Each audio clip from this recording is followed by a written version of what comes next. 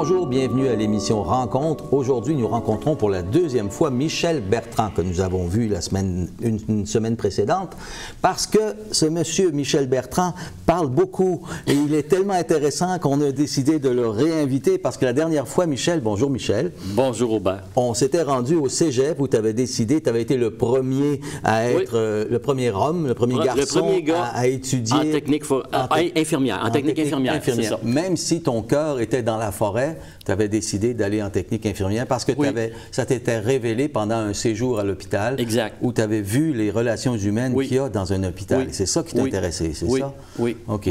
Et comment, dans ce cas-là, la forêt est revenue dans ta vie? Comment c'est allé après? Tu as travaillé toute ta carrière comme infirmier?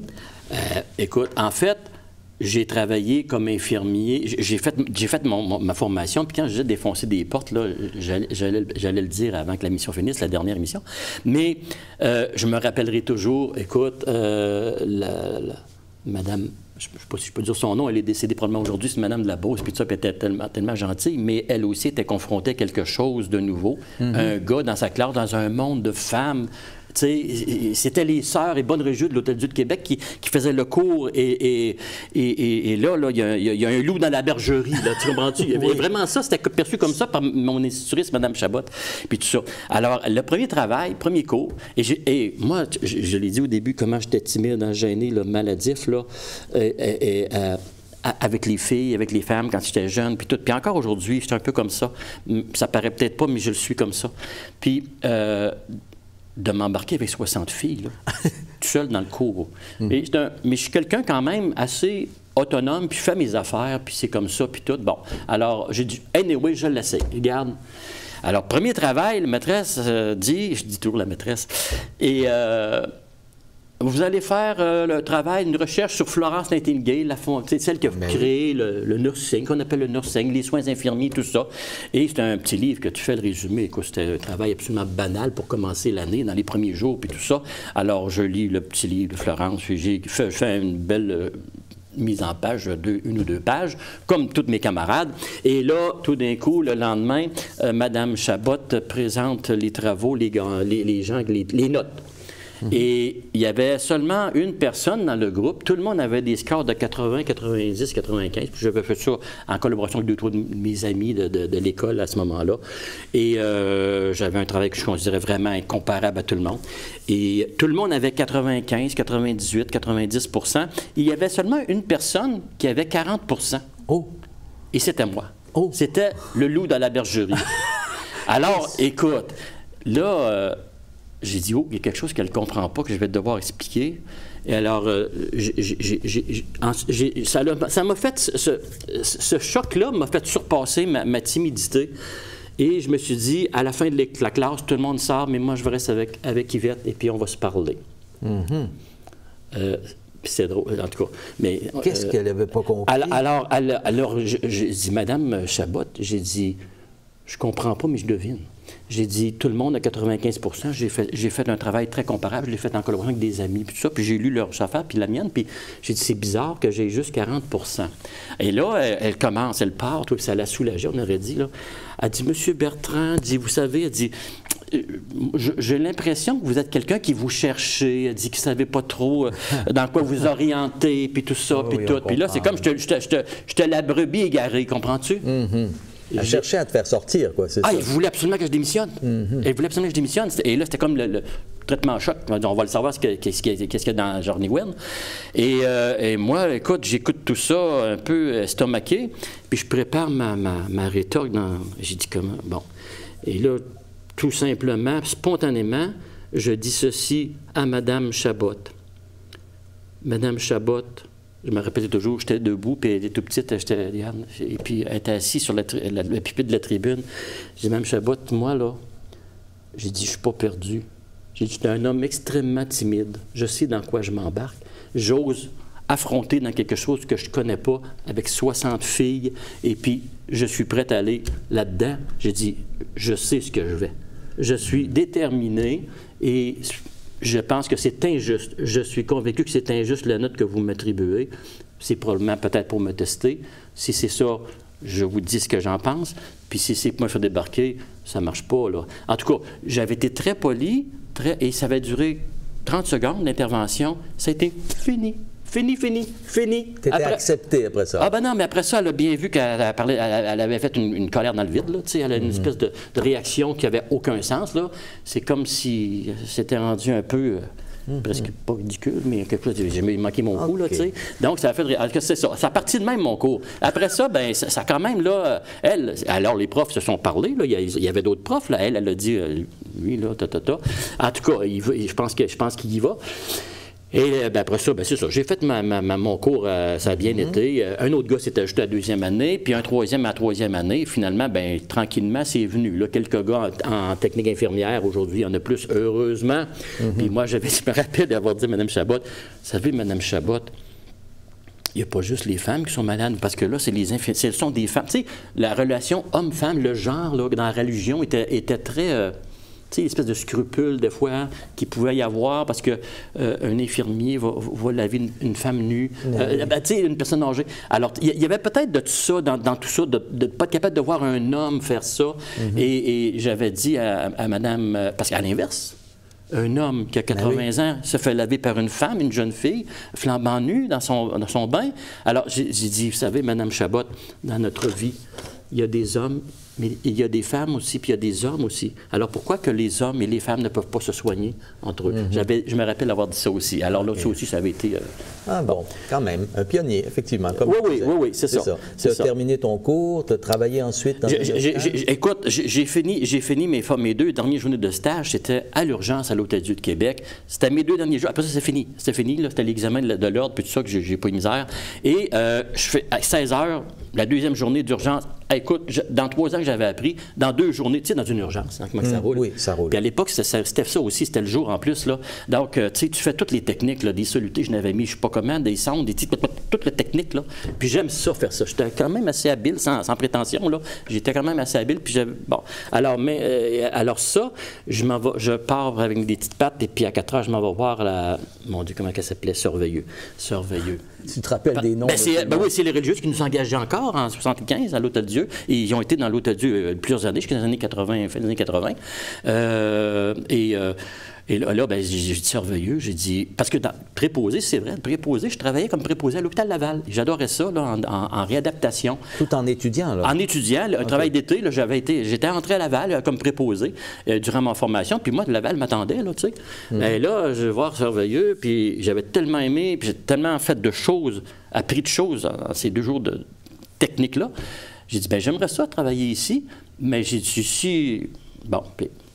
On ne se le dit pas, mais tu sais, là, elle engage un gars, en plus. Tu sais, à l'époque, là, hein, c'est terrible de dire ça aujourd'hui, là, en 2021, mais on se disait, en plus là, d'avoir la technique, il y a des bras, là, tu comprends-tu? Et ça, là, à l'époque, c'était vrai, là, je peux vous dire ça.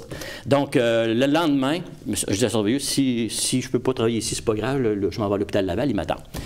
Le lendemain, 14 heures, téléphone sonne à la maison, chez maman, je restais chez maman encore, et surveilleux, Monsieur Bertrand, est-ce que vous voulez rentrer ce soir à 16 h? Il manque quelqu'un, vous pourriez travailler. J'ai commencé le lendemain à 16 h à l'Hôtel-Dieu de Québec. J'ai travaillé sans arrêt 1 an, 52 semaines en ligne, OK, sans vacances. Et après ça, un poste s'est libéré parce qu'une de mes camarades tombe enceinte, elle travaillait ce soir. J'ai eu son poste. Écoute, j'ai pas perdu une journée. Alors, ça, c'est la chance. Mais je suis comme ça. Je pense que je suis né sur une bonne étoile. J'ai beaucoup de chance aussi dans ma vie, donc, si je comprends bien, le lendemain de la fin des études, tu travaillais... J'ai fait ma carrière. Toute ta carrière. Et là, je reviens à ta question, mais comment ça, les forestiers, ils sont rendus où là-dedans? Là, oui, exactement. Comment il faut que tu t'occupes d'une forêt quand tu travailles à temps complet dans un hôpital? Bon.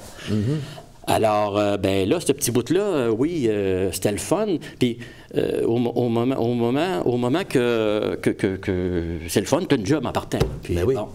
Et, bon, c'était pas des salaires exorbitants, mais les conventions, à l'époque, là, dans les années, avant l'assurance maladie, là, moi, j'ai travaillé avec des camarades qui ont travaillé avec l'assurance maladie. Moi, je suis arrivé en 75 sur le marché du travail, mais tu sais, sur 68, l'assurance maladie. Mes camarades infirmiers auxiliaires, là, ils gagnaient 2 fois plus en type. Ah, dans le temps, oui. Ils s'engageaient parce que, un peu comme les serveuses de restaurant, ils gagnaient plus en type qu'en salaire. Ah, il y avait des pourboires pour les infirmiers. Tu sais, tu soignes quelqu'un, t'es fin, tu as de la compassion, tu l'aides physiquement, puis tu l'aides moralement, tu l'accompagnes, tu fais « Hey, le monsieur qui a un petit peu d'argent, là. » À l'époque, les gens payaient leur show. Donc, il y avait une reconnaissance de ce que tu faisais. Alors, ils te tipaient. Ah, c'est drôle. Et ça m'est arrivé. Une dame, une fois, m'a donné 100 $. Là, puis je ne dis pas par vantardise, la madame était contente. C'était impossible. La madame, il n'y avait rien à faire, là. Monsieur, puis regarde, on ne commencerait pas à s'assassiner durant des heures, là, mais c'est... Je me sens quasiment coupable de dire ça encore aujourd'hui, mais à l'époque, là, avant l'assurance maladie, les gens gagnaient... il y avait une reconnaissance. Quand les gens sont mis à plus payer, tout est gratuit, ça fait réfléchir beaucoup sur la valeur. Hein? Ouais. Les valeurs. Parce que les gens, ils ont l'impression que c'est gratuit. C'est une impression. Ils ne savent même pas comment ça a coûté leur séjour aujourd'hui à l'hôpital. Là. Et puis ça, on dit que c'est peut-être important que les gens le sachent plus. Quand tu as séjourné dans un hôpital, puis tu as eu des soins, comment ça a coûté à l'État? C'est ça. Je pense que maintenant, surtout avec la pandémie, le travail des infirmiers et infirmières est de plus valorisé maintenant. Là. Alors là, moi, je m'ennuyais de ma forêt grandement dans cette année-là. Là. Alors, les fins de semaine, hein, je restais encore chez Papa et Maman à l'époque. Bon. Et ça n'a pas été bien long, là, à un moment donné. Bon. Mais... et là, toutes les fins de semaine, hein, l'automne, l'hiver, parce que l'été, on y allait moins. On y allait pas l'été, on ne bûchait pas, c'était la terre. Là, ça. Mais aussitôt que l'automne prenait, là, c'était ça. On livrait le bois, puis après ça, on embarquait l'aménagement et tout. Et dans les années, j'ai fait 4-5 ans de même, puis là, dans les années 80, à un moment donné, il est venu une espèce bon, c'est dur moralement et physiquement s'occuper intensivement de... C'est un métier qui est dur. Hein? Ce qui n'est pas facile, le travail d'infirmier, d'infirmière. Aujourd'hui, on les voit, là, les gens épuisés dans ce domaine-là, les burn-out et tout, la grande difficulté qu'ils vivent. Puis, mon Dieu, alors c'est vrai. Puis, à un moment donné, ils sont mis à parler de faire des horaires 7-7, des horaires à temps partiel. Tu travailles 7 jours, tu es en congé 7 jours. Alors, durant 20 ans, si j'ai mon poste, je sais que je vais être à Noël en congé telle date, parce que c'est très, très régulier. C'est comme un temps régulier, mais partiel. Donc, tu travailles 7 jours, congé 7 jours, travailles 7 jours, congé 7 jours. Puis là, tu es payé en bénéfices marginaux. Donc, tu as 18 % de salaire qui équivaut à tes congés de maladie, tes congés de férié, tes ci, tes ça. Mais moi, quand je restais à Cap-Santé, tu voyages à l'Hôtel-Dieu, tu sauves 3 voyages par 10 jours de travail. En plus, j'ai covoituré toute ma carrière, donc on covoiturait aussi, c'était le fun. Ça partageait les frais. Et tu dis, quand tu comptes tout ça, tu dis, finalement, sais-tu, je prendrais un 7 puis je gagnerais... Ce qui compte dans la vie, à point de vue salarial, c'est pas ce que tu gagnes brut, c'est ce qui reste dans tes poches. Bon, là, en comptant, ce qui reste dans mes poches, je me dis, t'enlèves les transports, les ci, les ça. J'ai fait le choix, puis là, ça me permettait de retourner dans la forêt avec papa. Donc, en 82, j'ai délibérément laissé mon poste à temps complet. Quand les nouveaux postes sont officiellement ouverts, j'ai appliqué sur un poste de soir à 7-7 et j'ai gardé ça toute ma carrière. Pour retourner dans la forêt. Pour continuer, là, ce que j'ai commencé, moi, là, il y avait comme une rupture, là, puis papa avait de la misère avec ça, puis c'est ça. Puis en plus, là, j'étais rendu quand même à 20 quelques années, là, puis à un moment donné, je m'étais acheté une maison à l'île d'Orléans, là, on rentre dans le patrimoine, là, tu sais. Oui, c'est un autre hasard de la vie qui m'a emmené sur l'île d'Orléans. Mais puis je regarde Cap-Santé, Sainte-Famille, après coup, là, j'étais comme par hasard dans la paroisse Sainte-Famille. Je tombe en amour avec une maison. Pur hasard, là, pur hasard. Quand on était petit, on faisait le tour de l'île. C'est arrivé quelques fois. Là. Les foins étaient finis, là, on prenait un dimanche. Et il y avait une place, il y avait une maison que je remarquais tout le temps dans le bout de Sainte-Famille, puis on voit le Mont-Saint-Anne, la cathédrale. Puis il y avait une maison tout seul en bas de la côte, puis elle m'avait marqué cette maison-là. Et dans mon travail, ça c'était en 77, j'avais le job à l'hôpital, puis j'avais aussi un médecin d'emploi aussi à temps partiel avec des personnes âgées au centre d'accueil Saint-Antoine. Et mes camarades, il me dit, qu'est-ce que tu fais? Qu'est-ce que tu as fait aujourd'hui? Je suis allé faire un tour de l'île d'Orléans. Il dit, veux-tu t'acheter une maison là, en joke? Il dit non, mais j'ai jamais une belle maison. J'ai dit, j'aime le patrimoine, tout ça. Il recevait un petit journal, Intercités à l'époque, les courtiers. Oui. Il me montre la maison. C'est celle-là, la maison que tu avais. Là, j'avais un doute. Je me dis, c'est embêtant. Je voyais le paysage en arrière. J'ai dit, c'est-tu celle-là? Je ne savais pas trop. On part, puis je vois le prix. J'ai dit, voyons, ça se peut-tu, ce prix-là? J'ai dit, ça doit être magané en tabarnouche. En tout cas, on fait une sauvette à 3 heures de l'après-midi. On se donne une défaite, puis on fait une sauvette. On finit, on s'arrange avec notre boss. On va chercher les clés à Sainte-Foy, à Intercités. On part tous les deux dans le char, puis on s'en va faire le tour de l'île. Et là, plus que j'approchais de la maison, j'ai dit, mon Dieu, mais c'est pas la maison que depuis que tu es petit, là. C'était celle-là. Alors, j'ai fait une offre d'achat le 24 novembre 1977, puis le 5 décembre, je signais le contrat. Je n'avais pas eu sou, mais j'avais une bonne job. J'avais une bonne job, et puis c'est ça. Alors, j'ai resté 20 ans sur l'île d'Orléans. J'ai tout restauré la maison qui n'était quand même pas maganée. C'était une maison paysanne, une belle maison. Elle était quand même assez bien conservée. Il y avait un toit à tôle pincée. Donc, tu sais, la maison elle était quand même assez bien conservée. Puis elle était vraiment authentique, là. Déjà, tu étais amoureux du patrimoine, amoureux de tes souvenirs d'enfance aussi, un peu. Ben là, tu sais, quand je parlais du Rhin-Saint-Joseph, le ruisseau, les ponts, puis les poissons, puis toute la pêche, mais en même temps, là, encore aujourd'hui, dans Rhin-Saint-Joseph, il y a des méchantes belles maisons, là. C'est des belles maisons ancestrales qui sont bien... Puis quand on parle du patrimoine à Cap-Santé, c'est surtout pas juste le vieux chemin, puis l'église, là, allez vous promener d'un rang, il y a encore des très belles maisons, et le Saint-Joseph a plusieurs... La majorité de ces maisons sont bien conservées encore, ce que je considère. Donc, c'est ça. Et, une petite question comme ça, tu avais dit à la première émission que dont la terre à ton père, mais est-ce que cette terre à ton père-là vient de son père à lui, qui vient de plusieurs générations? Oui, en fait, c'est la terre ancestrale des Bertrand. Et puis, mon grand-père Joseph a bâti la maison actuelle, que maintenant c'est mon frère, papa est décédé en 2000, puis c'est mon frère, là, et maman est décédée en 2018. Et bien là, c'est ça, c'est mon frère Omer qui a toute la partie, c'est sur la maison, lui cultivait la terre agricole, et moi, j'ai hérité de la partie forestière qui comprend la partie qu'on appelle en haut, les cabanes à sucre. Et deux de mes frères voulaient avoir un morceau, fait que maman aussi a laissé proche de l'autoroute, il y a un petit morceau à 30 arpents. Donc, la terre s'est séparée, et tu savais que le journage agricole, c'est quasiment les seules façons, je dirais pas faciles, mais qui sont plus facilement légales de faire pour séparer des lots. Quand c'est par testament, par succession, ils sont obligés de respecter les volontés. Donc, tu as réussi à avoir ta terre comme ça. Là. Ben oui, c'est ça. C'est ça. Puis en 97, là, j'étais encore au travail, mais aussi, c'est que la ferme voisine d'où je suis né est venue à vendre. Puis ça aussi, c'est une grande chance qui m'est arrivée. Puis je me rappellerai toujours, c'est une maison superbe des années 1830-40 environ, une maison québécoise typique, là, puis en arrière, il y a un grand fourni avec un toit mansarde, tout ça. Des bâtiments, toute l'ensemble agricole est quasiment intact. Il y a des gens assez conservateurs qui tenaient ça. Puis bon, alors, la maison était quand même une belle maison, et les gens étaient âgés, M. Doré, Gustave était âgé, puis il restait dans sa maison avec sa conjointe. Maman était voisine, tu sais, puis moi, j'étais allé à l'époque, puis elle apportait maman à l'épicerie, ils étaient amis. Alors, ils ont dit, faites le message à Michel en 96, ou en juin 96.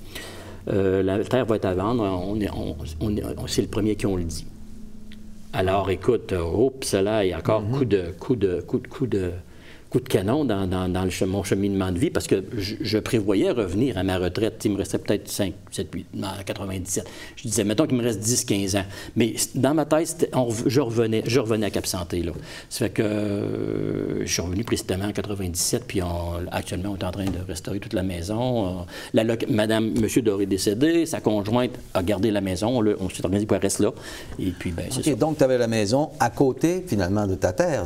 Oui, bien là, on a acheté la terre avec la maison. Donc, la partie forestière à maman, cette partie de forestière-là, plus la terre, puis j'avais dans les années, j'ai acheté quelques lots aussi alentour, parce que, tu sais, les gens, quand la façon que tu aménages, là, c'est un petit monde dans les forestiers, puis dans un village, tout le monde se connaît, puis quelqu'un voulait vendre sa terre, il m'appelait, Michel, serais-tu intéressé, ma terre va être à vendre, tout ça. Alors, tu sais, il y a comme, tu sais que la personne est intéressée de le faire, puis elle va le cultiver, elle va cultiver sa forêt de la façon que toi, tu veux le faire. Ça incite des gens, des fois, à dire, moi, j'aimerais ça continue. Alors, ces gens-là, s'adressent à toi dans ce temps-là. C'est des grandes chances, des opportunités que j'ai eues de ça. Alors, aujourd'hui, je me retrouve à la retraite à gérer de ces lots forestiers-là. Et de ces lots, il y a un de ces lots-là qui a été médaillé. Puis d'ailleurs, papa participait avec Gustave, notre terre à nous. Il botchait, là, tu sais, tout le monde voulait avoir la médaille, là, ça se disait, cette affaire-là. Il compétitionnait pour la médaille. Oui, c'est ça. Alors, quand tu dis ça aujourd'hui, c'est une grande responsabilité de continuer ça. Alors là, tu as une forêt d'arbres centenaires, tu continues de jardiner, tu sais que ces arbres-là, il y en a et là, c'est un dilemme. C'est un dilemme aussi. Moi, j'ai pas d'enfant. Je suis pas marié. Bon, j'ai une conjointe depuis 32 ans. Mais là, le grand dilemme, c'est qu'est-ce qu'on fait après? qui va continuer? C'est ça. Les dilemmes que papa avait, il était chanceux, il y avait quelqu'un qui continuait, mais là, moi, c'est un peu ça, là, mon dilemme de vie actuellement avec ma conjointe. Dit qui va prendre la relève? Ben, c'est ça, on est dans cette réflexion-là. De la même manière que tes voisins, tu dois connaître d'autres gens qui seraient prêts à prendre la relève pour jardiner à ta façon. C'est ça. C'est drôle parce que là, tu es amoureux de ta forêt, finalement. Tu ne veux pas non plus que la forêt soit rasée ou qu'elle soit mal aménagée. Mais là, tu investis ta vie dans ta forêt. Quelque part, tu te demandes que ton investissement il va aller à qui, puis où, puis comment. C'est normal. Donc, c'est ça. Je m'en voudrais de ne pas parler aussi de ton implication municipale, parce que tu es encore conseiller municipal. Donc, vers la fin des années 90, tu es revenu à Cap-Santé, dans cette maison-là dont tu nous as parlé. Est-ce que tu t'es impliqué tout de suite dans la municipalité ou c'est venu progressivement? En fait, moi, j'ai pris ma retraite en 2009. Et d'ailleurs, quand on a vendu 97, on a déménagé à Cap-Santé, mais j'avais un petit terrain, puis on s'était bâti une petite maison là, pour éviter le voyagement, là, tout ça. Et cette maison-là, dans le village? Oui, proche du village, là, sur la 138. Et puis, quand elle la ferme, la maison, bien, comme le monsieur décédé, Gustave est décédé le lendemain justement de mon père, elle voulait rester là, elle était bien, puis tout ça. Puis elle était madame qui était comme ma deuxième mère, on peut dire, là. J'ai dit, garde, Suzanne, on n'a pas besoin de la maison, tu t'entretiens bien, on s'en en sécurité tant que tu es là. Fait que, puis elle est décédée en décembre 2018-19. OK, donc elle a vécu dans la maison. Oui, elle a resté dans la maison, on ne l'aurait jamais évincée, là. Et puis malheureusement, elle a eu un cancer foudroyant là, à l'automne 2018 ou 2019, puis ben elle est décédée. Alors là, la famille, en tout cas, ses enfants étaient à Montréal. J'ai dit, pressez-vous pas, c'est l'hiver, vous videz la maison, on n'a pas besoin. Fait qu'ils ont fait ça tranquillement. On a donné plein d'affaires aux ressourceries, tout ça. Puis, bien là, on est dans la démarche de restaurer la maison, parce que c'est une maison un peu comme le président de Cap-Santé, tout intact, là. On dirait que c'est Baillarger qui a fait des belles moulures, tout ça. Alors, c'est précieux, tu veux conserver ça, tu veux adapter la modernité dont tu as besoin dans la conservation de ça sans le gâcher. Donc, c'est un beau défi. Puis, on est très chanceux parce qu'on peut le faire à notre rythme. Tu sais, on est retraité, puis on a déjà notre maison. Fait que, c'est ça. Tu as ton bois aussi. Là, en plus, c'est ça. J'ai mon bois, mon petit moulin assis. Des fois, c'est bien utile d'avoir des planches, de faire les galeries, puis les poteaux, puis tout. Hein? Fait que ça aussi, c'est une belle valeur, là, le moulin. Donc, la municipalité est arrivée où? La municipalité est arrivée dans les années... Écoute, ça faisait quelques années qu'il y en avait quelques-uns qui me tiraient la manche à partir de, je dirais, 2006-2007. Puis ces gens-là sont aperçus de ça parce que je me rappelle en 2005, c'est de 2005, il y avait eu un exercice quinquennal de développement, tu sais, où est-ce que tous les comités, il y a des citoyens, c'est un exercice citoyen dans lequel, bon, la ville fait un exercice pour savoir qu'est-ce qu'on veut dans notre village dans les 5 prochaines années, tout ça. Donc, et je me rappelle, j'ai participé à ça, moi, comme citoyen. Je n'étais pas élu du tout, là, c'était en 2005, me semble. Et comme forestier, puis tout ça. Et bon, j'avais fait inscrire dans une des choses de, le tourisme, je dis à Cap-Santé, on est sur le chemin du roi, là, c'est un paradis, là, tout ça, on a une belle église, on a des événements depuis les années 2001. J'ai dit, c'est une place au plan touristique, faut qu'on mousse ça. Et j'avais fait inscrire ça dans le plan quinquennal. Et puis, et là, ben, les gens avec qui m'ont entendu, puis mes réflexions là-dedans. Quelques années après, il me disait, ben Michel, ça ne tente pas de te présenter, là. Il avait entendu mes idées, puis tout ça, là, les valeurs que je portais. Fait que j'ai dit, ouais, ben j'achève, là. J'ai dit, à l'hôpital, j'ai dit, oui, mais je m'engage. Là, je m'engage, là. Fait que j'ai dit, je veux pas m'engager à demi. Fait que j'achève. Quand je vais être rendu 2008-2009, on verra, là. Puis finalement, ben effectivement, 2008, un des conseillers, M. Frenette, Gaston, puis c'était toute une pointure. Gaston, un homme extrêmement impliqué, là, dans son village, là. Il demeurait dans le cœur du village, dans la maison du relais postal, puis c'était dans le temps que les petites municipalités avaient le police, c'était notre police, Gaston. Mais c'était un homme d'une grande implication. Et mon Dieu, mais quelle bottine à chausser pour remplacer Gaston. J'ai dit, oh boy, ouais, ça commence à arrêter mon affaire. Mais en tout cas, on a pris cordeau, puis je me suis présenté, puis c'est ça, ça a bien été. J'étais au conseil depuis ce temps-là. Les citoyens m'ont renouvelé leur confiance, puis je vais en remercier beaucoup. Tu as développé le tourisme, si je comprends bien. Ben oui, en fait, j'ai fondé avec un petit poignet bénévole. Denis Papillon, à ce moment-là, était un de mes camarades du conseil. On avait la même main là-dessus. Denis moi, je suis né dans les rangs, puis lui dans le village. Fait que là, on a une complémentarité dans les valeurs de ça. Alors, on s'était dit, écoute, bureau touristique, là, tu sais, qui dans les grands bureaux touristiques de Québec vont dire d'arrêter à Cap-Santé. Sinon, on ne le fait pas, qui va le faire?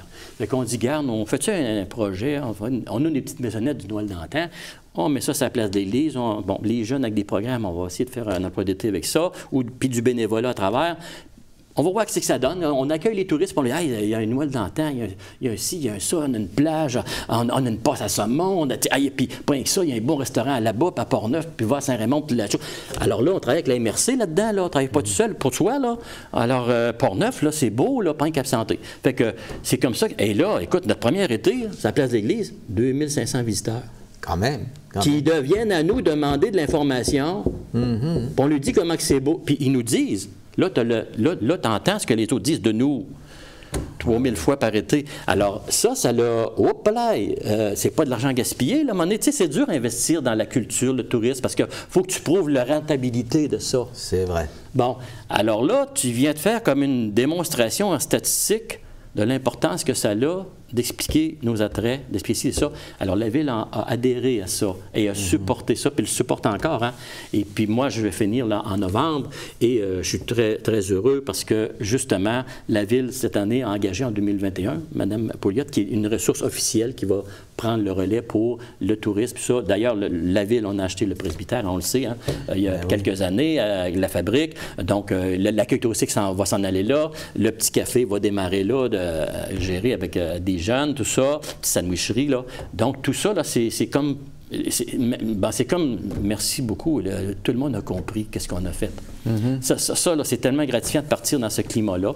Et puis, je dis pas que ça sera pas difficile, là, parce que, tu sais, c'est ça, ça demande beaucoup de temps à s'occuper de ça. Et puis, je souhaite bonne chance à Chantal. Chantal s'occupe du loisir, les jeunes, tu sais, les candidats partent, puis en même temps, le tourisme. En tout cas, moi, je serais plus au conseil, mais on peut aider comme citoyen. Moi, je vais rester engagé, pareil. Là, puis, ils ont besoin de moi, je vais être le premier à dire, à lever la main, là. Et de quoi tu es le plus fier dans ton passage en politique?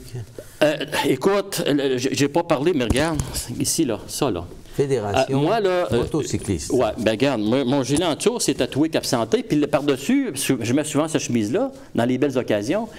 Écoute, la moto. Moi, c'est un engin que j'ai tellement peur, parce que je n'ai tellement ramassé des pauvres éclopés de la moto. C'est vrai. Ben oui, je les ai soignés. C'est un beau loisir, mais mon Dieu, quel bruit. C'est parce que là, à Cap-Santé, le problème, c'est qu'ils sont, mettons, les fins de semaine, quand il fait beau, 2 000 à 3 000 motocyclistes qui passent. Et bon, il y a la culture des années 60, c'est pas encore fini d'éteindre, dans lequel la culture du bruit, dans lequel on est... Alors, j'ai travaillé beaucoup. Et là, j'entends en 2008 un petit village, Saint-René d'Argenteuil, où est-ce que les motocyclistes, pas les élus, pas les citoyens, les motocyclistes ont monté un projet parce qu'il y avait des plaintes des citoyens qui disaient ça fait bien trop de bruit, c'est plus tolérable. Puis là, même nos commerces, vous dites que vous amenez de l'argent, mais on en souffre parce qu'il y a trop de bruit, les gens fuient. Michel, il reste 30 secondes. OK. Mais le projet de moto, c'est que je l'ai fait avec des tables de consultation partout au Québec. On a monté, vous savez, les affiches merci de votre respect.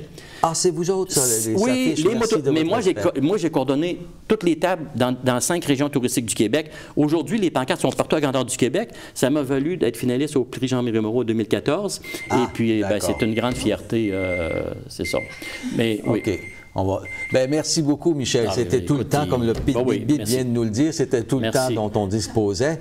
On reviendra peut-être un autre jour, mais là, quand même, on ne peut pas faire toute la saison avec toi seulement. Laissez la place aux autres. Il y a tellement de monde important que je connais de nos concitoyens. On va rencontrer d'autres gens. Oui, c'est ça. Merci beaucoup. C'était l'émission Rencontre. À la semaine prochaine.